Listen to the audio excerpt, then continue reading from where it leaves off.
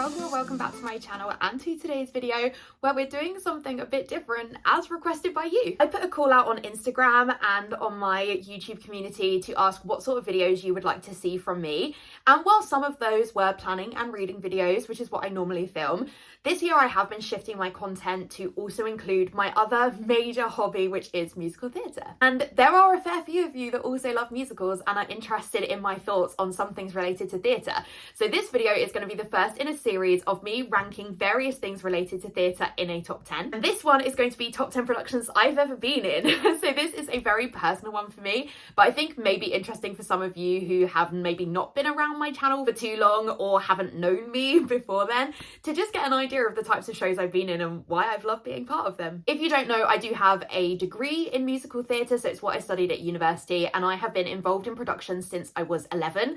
I don't perform professionally now for various reasons, and that's maybe a whole separate video, but it is still a huge part of my life. I do still perform in shows in my spare time as part of the local amateur theatre around where I live, but I think that this extends to other places in the UK. There are amazing amateur theatre productions that one can be part of. There are a lot of people that are part of them who are semi-professional or professional standard, who have trained in musical theatre like me and then just decided to go on a different career path. Really, the standard is amazing, and in my opinion I don't think there's anything amateur about them apart from the fact we don't get paid.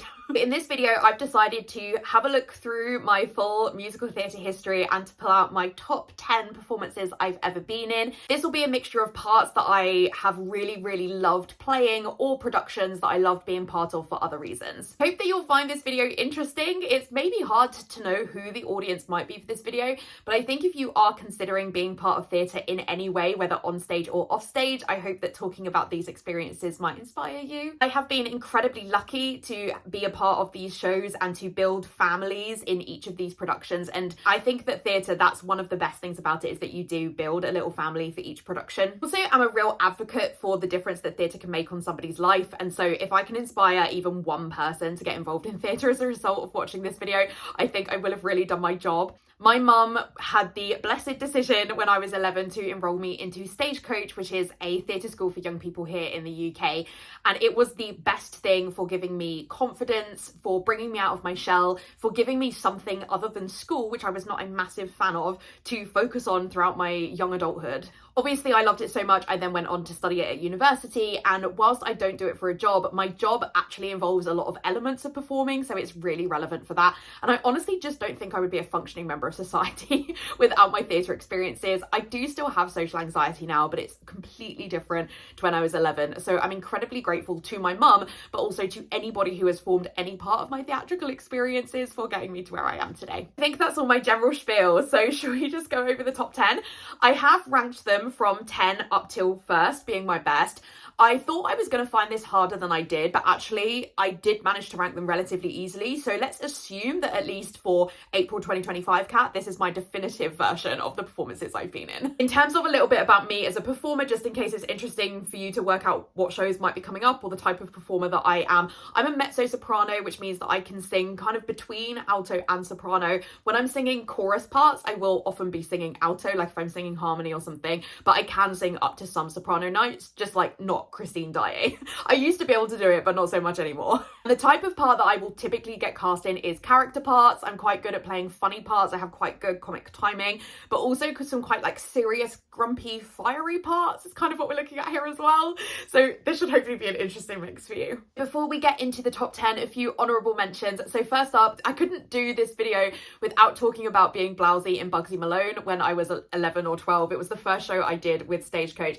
I am incredibly grateful to the team at Stagecoach who gave me a chance to play this role, given that I didn't have much theatrical experience, though I had been part of choirs and stuff at school. I don't think that Bugsy Malone is the best show ever, but Blousy was such a formative experience for me in getting to play a lead role. Blousy is incredibly fiery and smart and witty, and I really liked playing her. It was really fun in that sense as well. Another honourable mention has to go to playing Glinda in The Wiz, and I don't have any pictures of these two, which is annoying, but the dress I got to play when I was Glinda was amazing. It's a separate issue, the fact that back then we used to do shows that were very white cast for shows that should not be, and I totally acknowledge that, but playing Glinda in The Wiz was such a cool experience to me. I will do, I think, a video on like the top parts I would love to play, and we can maybe take a guess at a part that would be in there. And getting to play this part in The Wiz was still an amazing experience for me. She's just not in the show a lot, but I did get carried on by two guys because we couldn't really recreate the whole arriving by bubble thing. So I guess that was cool as well. And then another show that I did while I was like much younger and in training was playing the narrator in Joseph. It was at a summer school, so we did do like a shortened version of the show, and playing the narrator is still a part I would love to play at some point in the future in a full-scale production, because I think that the narrator is such a fundamental part of the Joseph show. It's not my favorite show, I'll be honest, but I do think the narrator is such an essential part to it. And it, you know, you get a lot of stage time, which is always great if you're going to invest that much time in rehearsal, but also there's a real range of singing, in my opinion, in the narrator part, and it's very challenging to kind of learn all of those words. And it's still my party trick that I can sing all of the colours of Joseph's coat without any kind of reference or memory. I'll just sit there and be like, it was red and yellow, just for fun. Okay, those are my honourable mentions. Let's talk more about my top 10. So in 10th place, I have Yona in Children of Eden. Children of Eden is a really underrated show, in my opinion. Many of you might like it because it has music by Stephen Schwartz, who wrote the music for Wicked, so you might want to check it out because, in my opinion, it's of a similar standard of music. Children of Eden is, as you might expect, is like stories from the Bible, but it's split into two parts. The first part is the Adam and Eve story, and whilst I didn't play Eve, that is a part I would love to play because Spark of Creation is an incredible song to belt out. The second part is the story of Noah, and my role, Yona, comes into that because she is the like secret stowaway love interest of Noah's eldest son, and she has the mark of Cain. So I don't really know how much we want to get into the story of the Bible here, but in the Adam and Eve story, it's really about like Adam and Eve obviously getting kind of cast out, and then they have children, and then Cain rebels and this awful thing happens. And children of Cain have the mark of Cain, and that means that they're kind of like cursed, unlucky, and Yona has the mark of Cain, and so the second half of the story is about her kind of like finding redemption despite having the mark of Cain. This show was a really cool production to be in. I was like 18, which was a really, really like fundamental year in my performing arts journey. It was right before I went to university. I did a number of really good shows back to back, and another one of those is going to feature in this top 10. The production that we did was basically set in a church, and that obviously brings another layer to a story that is so focused on Bible stories. Set was like really open, lots of scaffolding, really moody, and the music, especially in Act 1, so for example the songs like In the Wasteland, really give that like sparse, hot feeling, and that really came across in the setting that we had. We also had a boat for Act 2 because it being the story of Noah's Ark meant that we were on a boat, and so we got to do a lot of scenes that were kind of like hiding in the boats and moving around the scaffolding, and that was really cool as well. In terms of why I particularly liked playing Yona, we're going to ignore the fact, why is it that every time I film building work starts? Every single time. In terms of why I particularly liked playing Yona, I think honestly she has really, really lovely musical numbers. Sailor to the Skies is a really beautiful song to sing, and also she has In Whatever Time We Have, which is a really, really poignant love song, love duet that she sings with, I cannot remember the guy's name, and it was played by my boyfriend at the time. And I really frustratingly can't remember the part that he played, but she just has musically very, very beautiful numbers. And in Act 1, I got to be part of the ensemble, which meant that I was part of like playing like different animals and things like that, and that was also a really cool experience. At number 9, we have a musical I honestly never dreamed would be in my top 10. It's not a musical, I'll be honest, that I particularly like, and I don't think it's a musical I would particularly choose to see, but it is a musical that was incredibly cool to be in. That is Cats. When one of my local theatre companies announced that they were doing Cats, this was like just before the pandemic. I think this would have been the last show that I was in before the pandemic. When they announced they were doing Cats, I was like, I am not willing to dance around stage in Lycra. Like, I'm not a thin person. That is not something that I particularly want to do. But loads of my friends were doing it. One of my best friends, Emily, who I performed in shows with at sixth form, kind of like came back to do Cats. And so it was absolutely amazing to do a full-scale production with her. So I decided that I would be roped in, and I was really lucky to play the part of Jelly Lorum, who is the one that sings Gus the Theatre Cat, which was such a beautiful song to sing. Gus was played by a guy called Chris, who's been a part of my theatrical life since I was 11, and to kind of like sing this song about him was just amazing. I'm still really close to him, and he will feature in other ways in this video. I played opposite him in a number of shows, so he will absolutely feature again. The reason I didn't really think that this show would like make it into my top 10 is like, it's not a musical I particularly like. If you don't know, I mean, I think you probably do know, but if you don't know, Cats is a musical by Andrew Lloyd Webber, which is based on a number of poems about cats that have basically been turned into these kind of small snippets that get woven together to form the musical. So it's a really nice ensemble piece to do, actually, because a lot of the characters will get little songs or little dances that kind of get woven into an overall, I don't know if you could call it a story, to be honest. I don't think it has an overall story. It's just these little snippets of this group of cats. It is incredibly dancey, and I am not particularly a dancer. I can dance, but I would not call myself a dancer. I would call myself a singer and actor first. So I was really nervous that I would not be able to dance well enough to be in this show, but it was choreographed and directed by two of my favorite people who have been part of my like theatrical life since I was 11. I've done a number of shows by them, and they convinced me that I would be fine. And actually, it really, really challenged me, but was amazing to prove to myself that I can still dance, which I think I doubt myself a lot with my dance ability. So it was amazing to be challenged in that way. Other really cool thing about this production was we did it at a massive, massive theatre, which meant that we had a set that was like 4 tiers high of scaffolding. And we had, I had a booklet which had all of my choreography, all of my staging, and it was pages and pages of like each movement and each set change and what we would be doing. And to be a part of something that was so big and complicated and needed us to like leap off scaffolding, to dance all over the place, to have these massive, like the Jellicle Ball is a huge dance number, and to be part of something like that, it was just big. And a lot of the shows that I've done have been small, in small theatres with small audiences. Like even when I was at university, it was kind of similar. So to be part of something on a big stage with a big cast in a big show, that was amazing. Next up in number 8, I could not do this video without talking about Anything Goes. I have been lucky enough to do Anything Goes twice and played the part of Irma twice. Anything Goes is a really fun musical farce by Cole Porter, and we basically have this guy called Billy who's in love with a really, really posh person called Hope, and he basically stows away in a fake job role on a boat to try and win her back. His friend Reno Sweeney is there. She's kind of in love with Billy, but he doesn't know she exists because he's so in love with Hope, and so it's about her dealing with that and then working out that maybe Billy was not right for her anyway, and who else could she be with. Part of Irma is she's like the sidekick to this guy called Moonstone Martin, who's like a gangster. Trying to explain Anything Goes is bizarre. There's these gangsters who are on the ship, and Billy kind of gets involved with them while he's trying to prove to Hope that he's this really upstanding guy, and then he gets involved with a load of gamblers. And Irma is like the comedy sidekick to him, and she's a real flirt. She is like basically working her way around to sleep around all the sailors on the ship. She is a really fun part to play. She is nothing like me, though I get cast in a fair amount of these parts.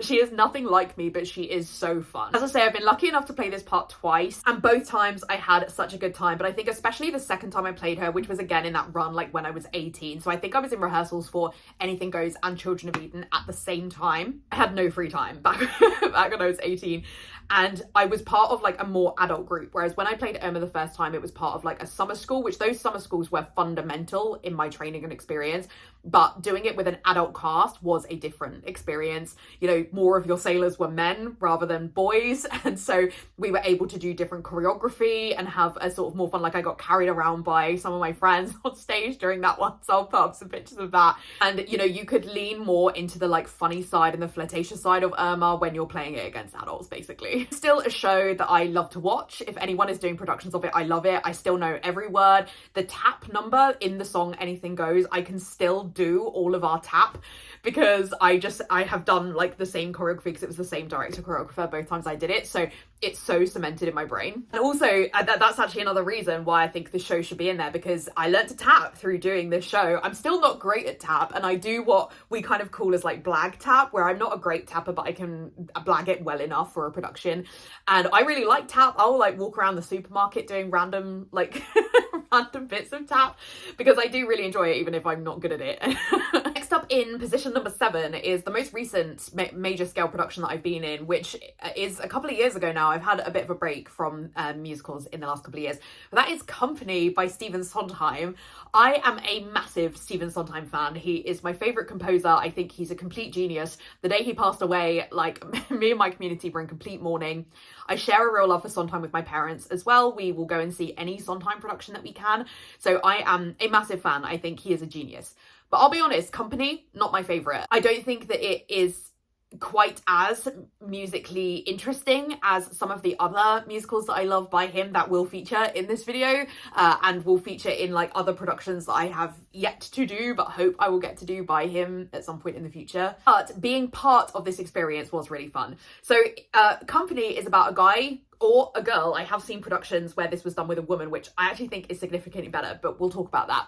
Is about a guy called Bobby who is turning 35 and is still single. And it's basically him and sort of all of his couple friends and the different ways that their relationships have played out and how that impacts him positively or negatively to think about whether he wants to remain single or whether he wants to be with somebody else. And he has 3 girlfriends who he's got on rotation, and one of those is Marta, who I played. Marta is, oh my gosh, she's so much fun. She wasn't actually the part I auditioned for to be in the show. I auditioned for Amy, who is the friend who's getting married during the production. And one day, I think it would still be really cool to play Amy. But Marta is just incredibly fun to play. She's the really fun girlfriend of the 3 that he is dating. She loves New York. She like lives and breathes it in a way that is like a little bit too far. She's just completely obsessed with the city. And in her scenes, that's basically what she's talking about. She sings the amazing song, Another 100 People, which is about the busyness of New York, about how you can feel like a stranger in a city that big and you have to try and find connections in it and find people that you can stick around with and connect with. It's a really, really fun song to sing. And the production that we did had, each character had their own colour. So my colour was orange, which was very fun, not a colour I normally wear. I spent months working on my character's costume and buying like all this stuff from Vinted. And I feel like I came up with a really like cute ensemble for Marta. And I just, every time I like got my hair in space buns and got my orange headphones on, I was just really in the zone of playing her. And it was just really a lot of fun. And also to get to sing a Sondheim, like whilst Company might not be my favourite, it was really fun to be involved in that musically because it is very different from being part of other shows by other composers. Where I think Company is not my favourite though, I don't think that the musical story has aged particularly well. Sondheim wrote it back in the 70s where it was really unusual to be unmarried at 35. Well, it's not particularly now, and so actually 35 I think is really too young for all of these like people around Bobby to be like, Bobby, why aren't you married? Like lots of people are not married or settled down at 35. I also think it's just really weird that people talk to a man like that, whereas the production that I saw, which had Rosalie Craig as Bobby as a woman, gives it a whole different layer because it's like, actually your biological clock is ticking. Do you want kids? Because if you want kids, you better hurry up and settle down, Bobby. That really, really works. With a man, I don't think it works so much. But regardless, this video is about parts I loved to play, and I loved playing Marta. At number 6, we have one of my favourite musicals of all time, which is Into the Woods by Stephen Sondheim. I think that this is musically and story-wise so much more my thing than Company. Into the Woods, you probably know it because it was made into a major film with James Corden and Meryl Streep. But if you don't, it is a fairy tale retelling where all of these different fairy tale characters' stories are woven into each other, with the central character story being about the baker and the baker's wife who really want a child, but they're struggling to get pregnant. It turns out that they have had a curse put on their house by a witch who had a falling out with the baker's father. And the witch sends them on a journey to find various things that she needs to make a potion to make it so that the baker's wife can have a baby. They meet so many characters. They meet Cinderella, Jack and the Beanstalk, they meet Little Red Riding Hood. All of their stories get woven in together. But the musical has an additional layer. It's not just a fairy tale story. It's about the morals of parenting is really the major theme, especially of Act 2. It's also about how far will you go to get something you want and what might be the consequences of that. That's also a major theme. And it's about blame and whose fault things are if they're anybody's. It is so well written, but that's not what this story is about. So I was in a production of Into the Woods while I was at university. I came back in the summer to be part of this one. And it is absolutely still a show that I would like to do in the future. So we'll talk about this. We'll talk about this show again in other videos in this series. Because I was only coming back for like part of the rehearsals, I couldn't play one of the main parts. So I was given the part of Milky White. Now, Milky White is a cow, okay? And so you might be thinking, Kat, why is this number 6 in the best shows you've ever done? Why is playing a cow who doesn't talk such an exciting part? So the production that we did was based on the Regent's Park version, which if you've not seen it, I would really recommend trying to watch clips of it on YouTube if you can, because in my opinion, it is the like epitome version of Into the Woods. And Milky White is like a giant puppet. So you carry the body in this giant paper mache and then you get to control the head. And I loved doing the puppet work. It was really fun to play Milky White. I gave Milky White loads of personality. She was so like grumpy and moody and like, you know, had a lot of like beef with a lot of people on stage. And I just felt like she gave me a lot of like really, really creative freedom. And I absolutely loved playing her. This production also, because we were recreating the Regent's Park version, meant we had this amazing stage out of scaffolding. You can tell that this is the kind of staging I love.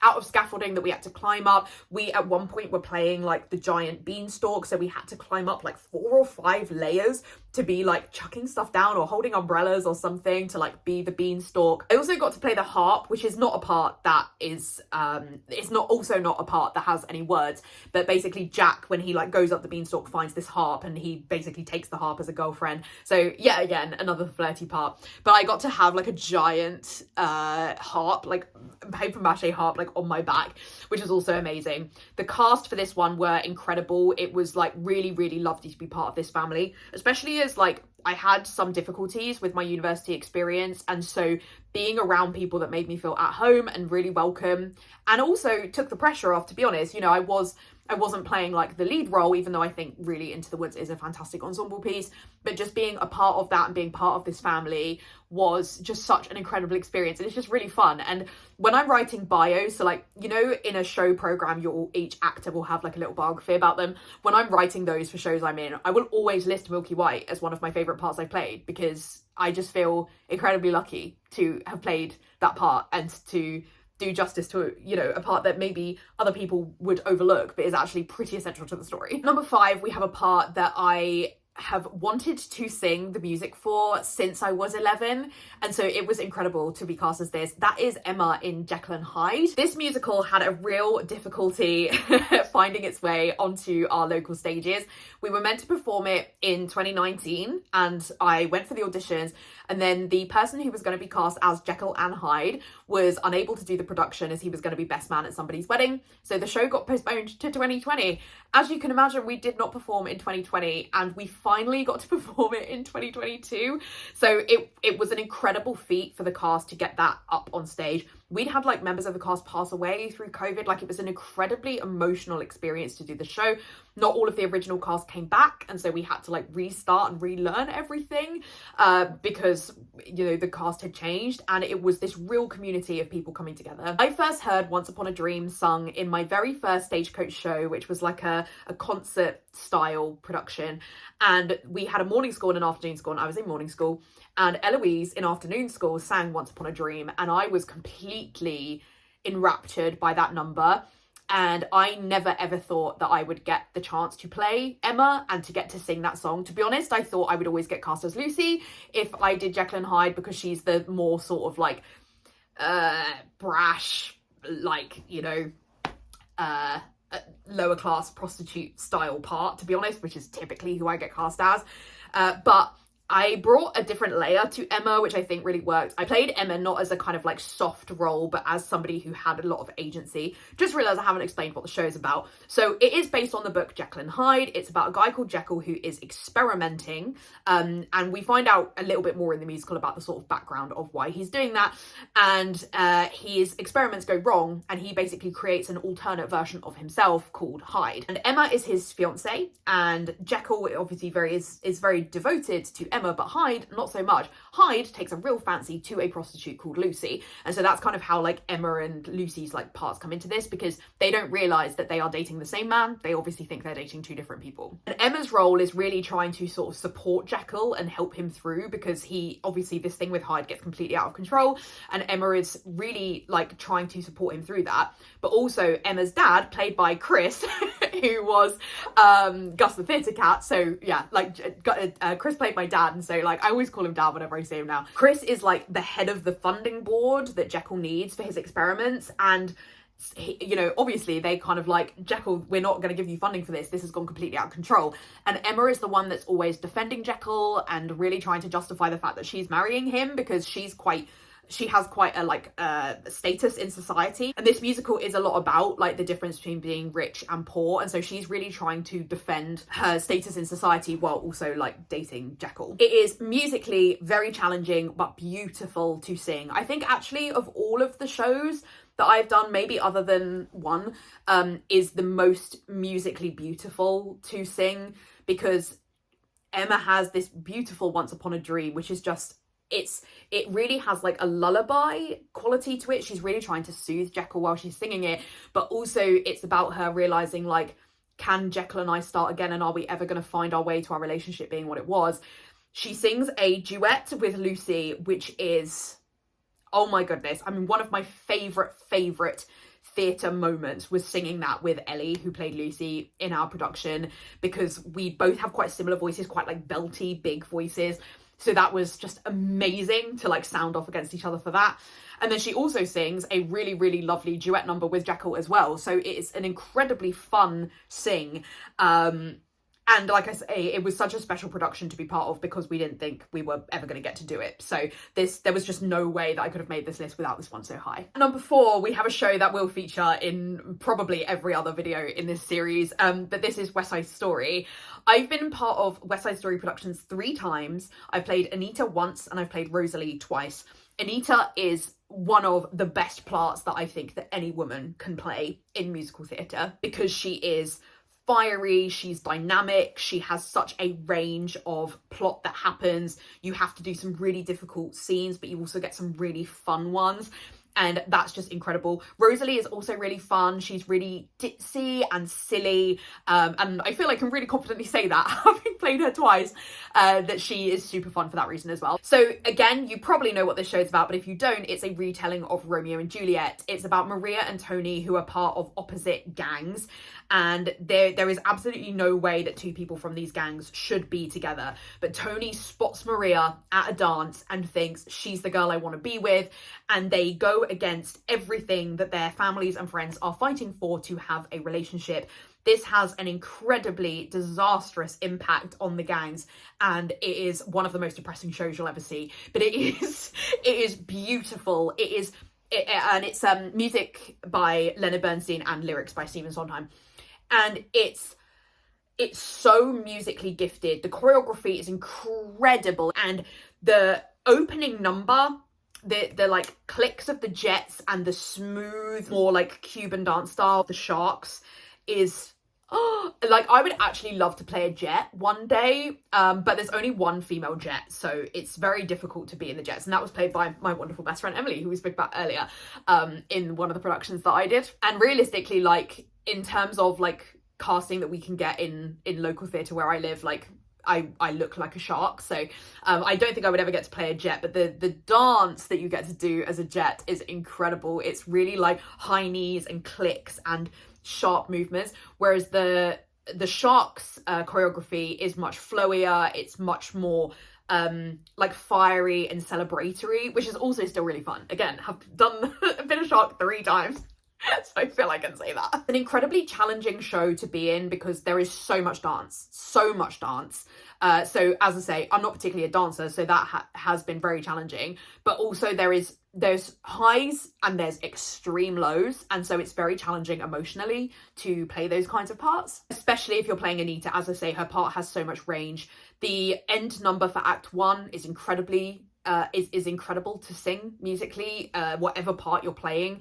And again, I think West Side Story is an excellent musical because it has so much ensemble. It's really about everybody. Like, yes, it's about Tony and Maria, but it is also about everyone. It's about the people around them. And the production, my favorite production that I've done of this was when I was at sixth form and played Anita, and we were banned from talking to the like opposite group in rehearsals. So I like was not allowed to talk to any of my friends who were Jets. As I say, one of my best friends was playing a Jet. We were not allowed to have anything to do with each other, to try and like recreate that tension and to like really have that like drama on stage, which was just a really cool like extra thing that we got to do. And it would, I think playing Anita when I was like 17 was also just so fundamental in like helping me get into university to study musical theatre and helping me to really grow as a performer, because the production that we did, honestly, like everyone said it at the time, was just one of the best things they'd ever seen. We did it in like, I can't, is it called The Promenade? I can't think, again, you would not believe I have a degree in this, but where you have like all of the action happens in the middle and up the sides, and the audience is like facing into each other. And that gave it an extra layer. The audience felt like really close and really involved, and like kind of like they were siding with the Sharks or the Jets. And it just created this really, really, really special atmosphere. It also really snowed around when we did it. And so I think we had to cancel one of the performances. And so it was also one of those, like, when everybody really rallied together, which was amazing. Okay, I think that number 3 and number 4, which was West Side Story, could swap around depending on the day you ask me, to be honest. And I think maybe they should swap around to be 3 and number 4. But anyway, for now, I'll just keep filming. Number 3 is Velcro in Soho Cinders. So Soho Cinders might be, I think of all of these, like most of these shows are well-known shows, apart from Children of Eden, but you may have never heard of Soho Cinders. It's really not a well-known show, and I think that it's really sad that that's the case, because I think it's an amazing show that deserves a bit more love. Though, interestingly, when I was in it, bearing in mind that I've seen it a few times, but obviously my parents came to see me in the production, and my mum was like, I don't think this is a show that's aged particularly well. And I was like, oh, okay. So that's really interesting. So maybe you wouldn't love it, but I think it's worth listening to the soundtrack if you're looking for like something a bit different. Soho Cinders is a Cinderella retelling. So Velcro is like the buttons part, if you're like familiar particularly with Panto Cinderella. And Cinderella is a guy called Robbie, and he's been, you know, like left by his parents, and he's living with his step parents and running a laundrette.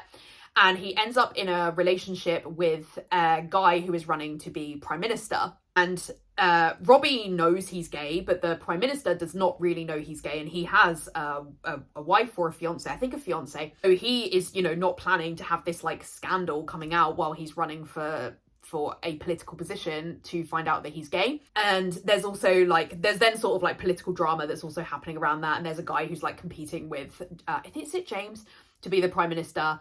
So he's, you know, there's like a whole like political thread through there. And then we've got like the like ugly stepsisters. And so there's an additional plot point with that. And then Velcro, the part that I played, is basically, yeah, just like Robbie's best friend. She's the voice of reason. She's the one who like Robbie turns to when things are really bad. She also is there for Marilyn, which is the like Prime Minister's fiance, and like supporting her through like deciding whether she's going to be able to like still be friends with the Prime Minister, or whether they're even going to be able to get through this, and trying to understand like, is it fair that he's left me for this like younger guy, and suddenly, you know, like realizing he's gay and wants to be with Robbie, like, do I deserve that? And so I just think Velcro is like an amazing part for that reason. And I saw the show in the West End when it first came out, and I was obsessed. I was completely obsessed with the soundtrack. I've listened to Soho Cinders all the way through countless times. I know every word. And I always dreamed that I would get to play Velcro. I named like a Sims character after her. It was just like, I was so obsessed with the show. And it just wasn't really a show that I ever thought I would get a chance to be in. And then a group, an amateur theatre group in London, decided to do Soho Cinders back in 2019. And I'd never been part of them. I'd never seen them do any shows. And I was like, I cannot pass up the opportunity to audition for this show. This is my dream part. I have to give it a go.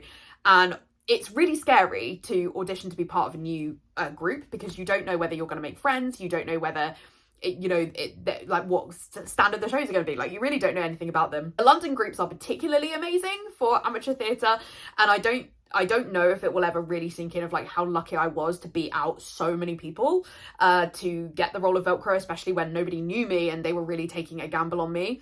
But I guess like I really had internalized being Velcro because I knew the show so well and I knew the part so well that I guess I really just displayed what they were looking for in her. Like Velcro has kind of like frizzy curly hair, so that probably does help. But I think also like when we did the audition, I had like really good instant chemistry with Alex, who played Robbie.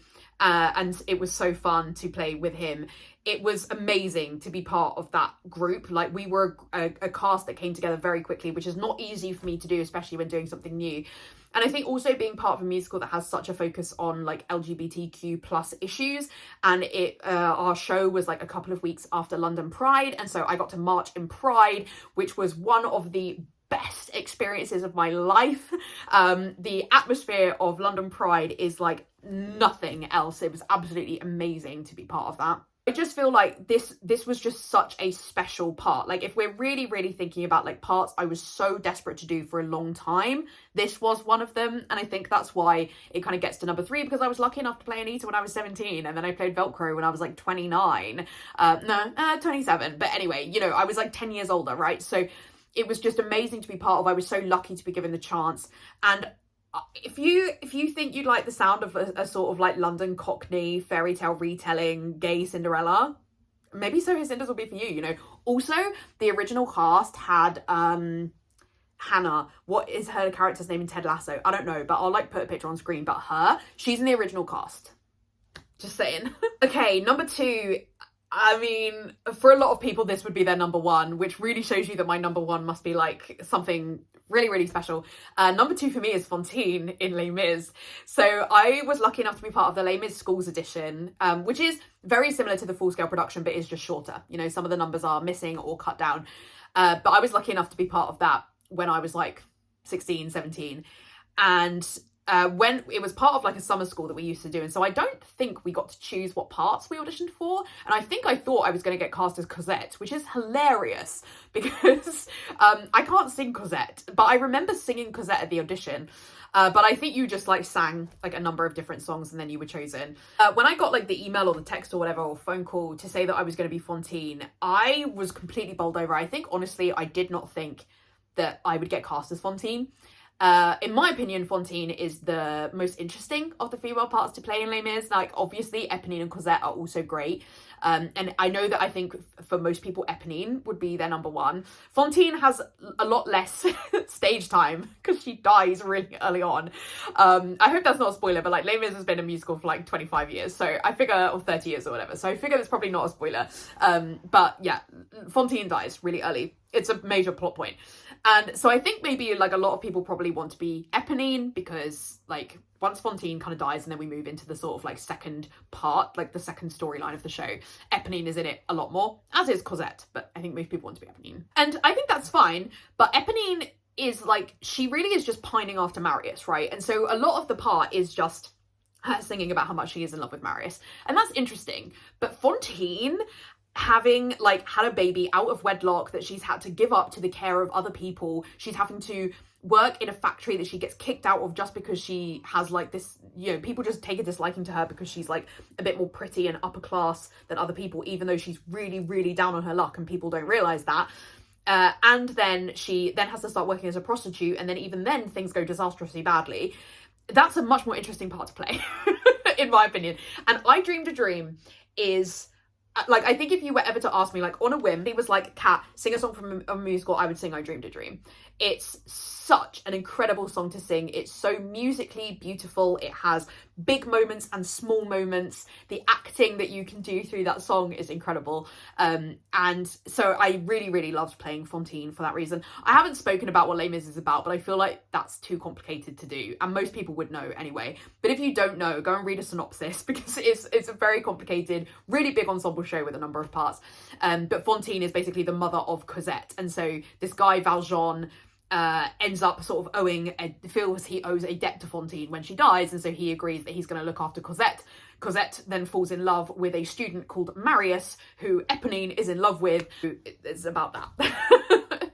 The other thing I loved about Fontaine is that I got to wear a blonde wig, and it was not my first time wearing a blonde wig because I wore a blonde wig one time when I played Irma, but that one was like a short, cute, kind of like 40s style wig. With Fontaine, it was like a long, blonde, like big, juicy ringlets.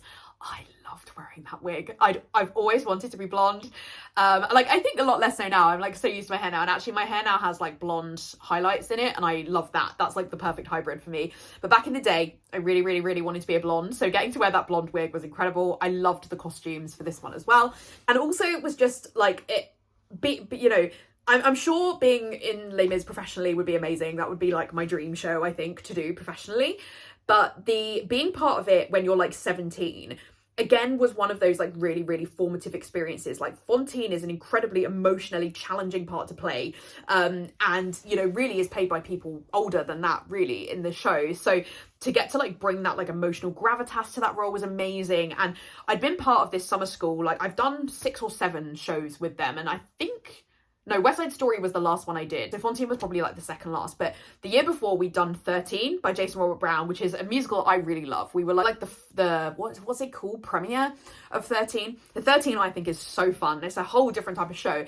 But I was like 16 playing a 13-year-old. So you're kind of dumbing it down. And I remember the director kind of being like, guys, you're all being like sillier than normal. And I think it was because we were playing younger people. Whereas doing Les Mis, you were playing people so much older or harder done by than you. And that just brings a totally different like adult emotional quality to the show. It was incredible. It was incredible to be part of. I love looking back on the photos of this production, to like see like all the amount of emotion that I gave, and it will forever just be one of the most special experiences of my whole life. Okay, so now we have my number one, and yeah, I'm sure many of you are thinking we should have just stopped at Fontaine. Like, what else could you have wanted to do? What other part could you have been lucky to play? My number one part was my dream part ever since the musical came out. I've seen this musical 10 times. I know every word. I could sing every part.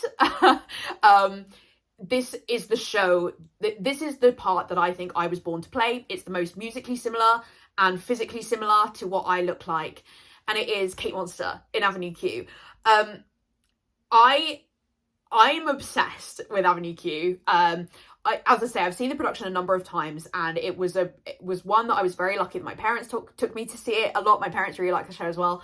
So my parents took me to see it a number of times. It's like the only musical I've stood at the stage door for, because Daniel Boyes as Princeton, I was like so in love with him. So it was a very special production to me for that reason. I loved Julie Atherton as Kate in the original West End production. I remember seeing it for the first time and thinking, that's the part I was born to play. The way that Kate sings and acts, everything about that is basically me on stage. So with Avenue Q, it's about this group of people living on an avenue in New York, in kind of like downtrodden New York.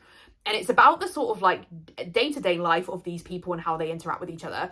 A guy called Princeton moves to the avenue, and Kate instantly falls in love with him. And so it's about like him figuring out, because he's like just out of university. So it's about him figuring out like if he can even be the person that Kate wants him to be. She's at a different life point to him. She's a teacher.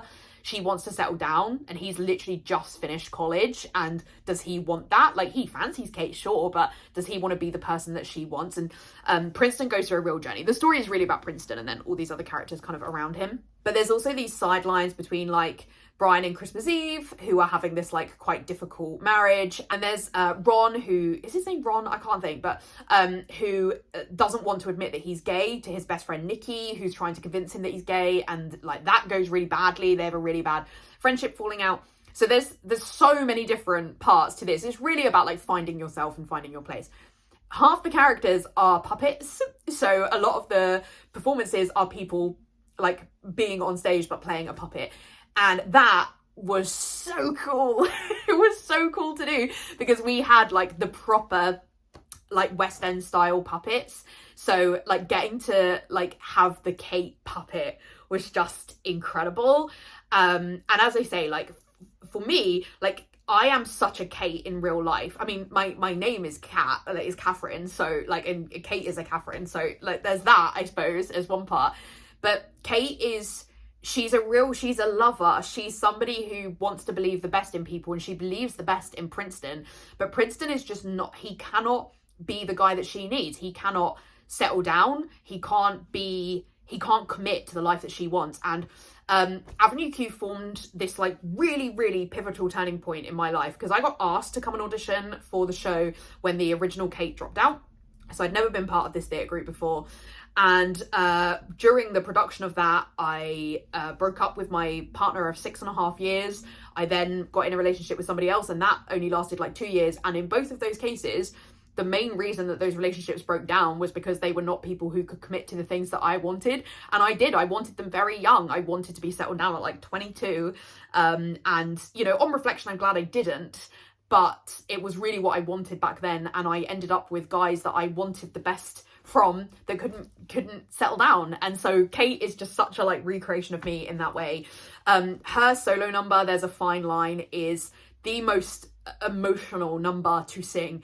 And one of the performances that we did, somebody was sobbing in the audience like really loudly while I was doing my number, because it really resonates, I think, with a lot of people who want something different from the relationships that they're in. It's musically so fun. It is just the best thing that I've ever done, despite the fact that it turned my personal life around. It turned it on its head and could completely change the trajectory of my life, to be honest. You know, I thought I was gonna marry my like childhood sweetheart, so it had a really impactful impact on my life. But if we take that aside, the show was just the best thing, and I would play Kate again in a heartbeat. If anybody could do the production again and I could play Kate, I absolutely would. It's just not a part I think I could ever get sick of, because she's just so amazing. I do acknowledge, I think, that this is a show that has some problems. It has not aged particularly well. You know, there are like the part of Christmas Eve, for example, there's like elements of that I think could be perceived as racist, despite the fact that I think the show is self-aware of that. Like, it has a song in it that's called Everyone's a Little Bit Racist. I think the show is complicated and a bit of its time, but it also has a lot of really poignant moments, like the final song, For Now. Like there's like one line that's like, except for death and paying taxes, everything in life is only for now. I mean, it gets me every time. It gets me every time. It's so, yeah, it was a very important show, and I will forever be grateful to have played Kate. So that's it. Those are the top 10 theatrical experiences that I have been in. I feel like I've probably forgotten a really major one, so I'll feel really bad if that's the case. But I think for now, this can be like the definitive list. I've also been really lucky to do a number of concert performances. Like, I got to sing Catherine of Aragon in like the Ex-Wives number from Six. I've sung as Mary Poppins. I've sung Have Yourself a Merry Little Christmas, which is like my favourite song to do in concerts. Yeah, I've done like some amazing numbers in concert productions. But for like true shows of fun, I also should have probably given an honorary mention to Little Shop of Horrors. Actually, that was another show that I did back when I was at Stagecoach, and I played Audrey, and we had like a full-on plant you could get eaten in. And so that was a really amazing one as well. I think that should have been in my honorary mentions, because that's probably like my number 11 if I really think about it. But yeah, hopefully you enjoyed this video or found something vaguely interesting in it anyway. And it will be the first in a series of videos. So I'm going to do my top 10 like favorite musicals of all time. I will also do my top 10 favorite productions I've ever seen, because those two are different things. So I would like to do that. And then I also thought I would do top 10 plots that I've never played and would like to play. I think I'll also do that as well. If there's any other videos you want to see in this series, let me know, because it's really fun talking about my favourite hobby. And if my channel could shift into more musical content, I'd be happier for that. So let me know what you want to see. Let me know what other stuff you want me to talk about. Please don't ask me for my top plays, because I'm definitely a musical person. I would find it really difficult to talk about plays, and they would all be by Mischief Theatre, pretty much. So let's not do that. But anything else, I would happily do. Maybe my top 10 favourite songs to sing. I don't know, maybe that could be interesting. But yeah, let me know. If you did enjoy this video, I would really appreciate a like, and if you haven't already, I would love it if you would subscribe. In the description, I'll have a link to all my favourite things, and I'll also have a link to my Instagram and my Goodreads if you want to check out any more content from me.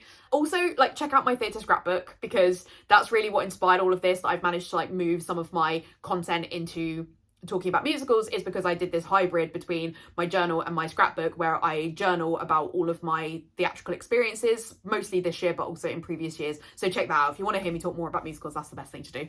Otherwise, I'll see you in my next video. Bye.